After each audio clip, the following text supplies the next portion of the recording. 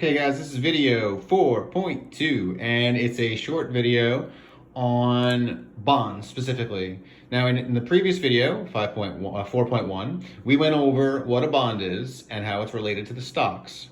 Okay, now we gotta go a little more detail about what bonds are to understand this concept. It's a relatively easy concept, but you need to understand this first. So, a bond is very simply another word for a loan at an interest rate.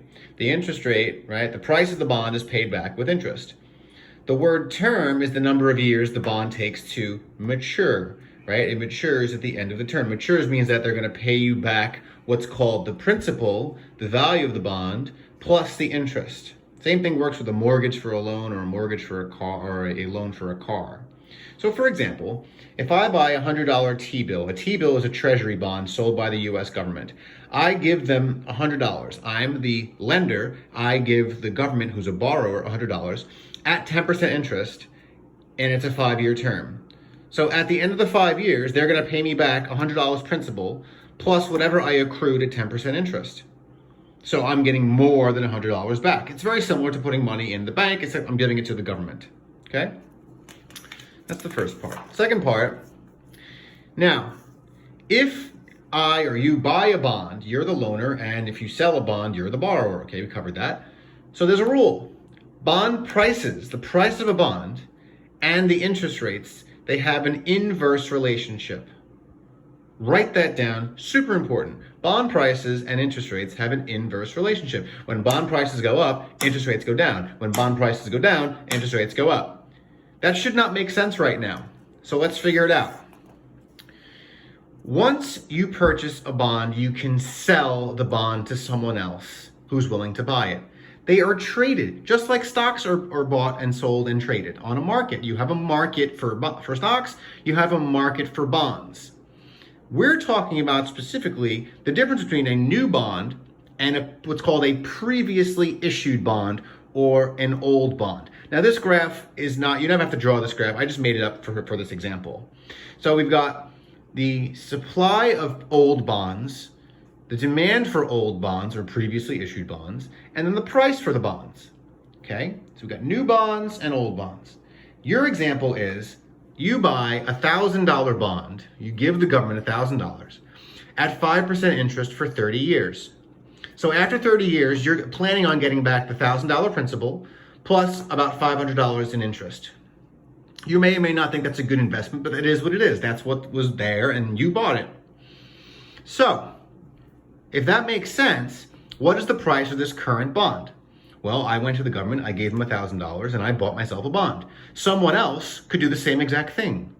So right now, nobody is really gonna buy my bond because I have a 5% interest bond for 30 years, and they're currently selling a 5% interest bond for 30 years.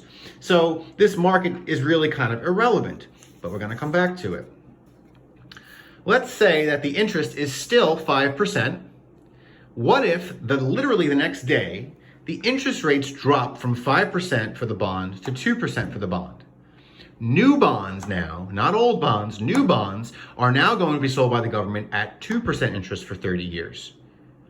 So, if you're in the market to buy bonds that day, would you want to buy a 2% new bond, 2% interest rate new bond, or would you rather buy the previously issued bond at 5%? Your answer should be, I would rather buy the old bond because I'm going to get $1,500 back in 30 years. If I buy the new bond, I'm only going to get about, I think it's like, it's a lot less than that. I can't figure it out in my head just yet. Okay, but it's less than that.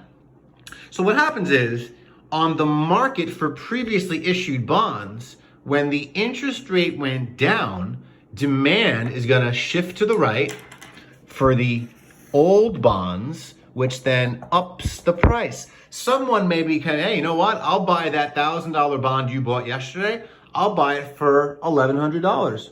And you might say, you know what? That's not a bad deal. That might be better than waiting, to get this $500 30 years from now.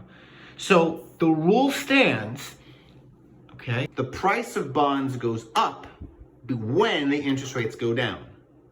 If we were to reverse this, then we could say that if the interest rate went up to 7%, then I would try to get rid of my bonds, right? So I would supply my bond. There'd be more bonds, people trying to sell, to get rid of them. They'd supply more on the market, and the price of that bond would go down because the new bonds are worth much more of an interest.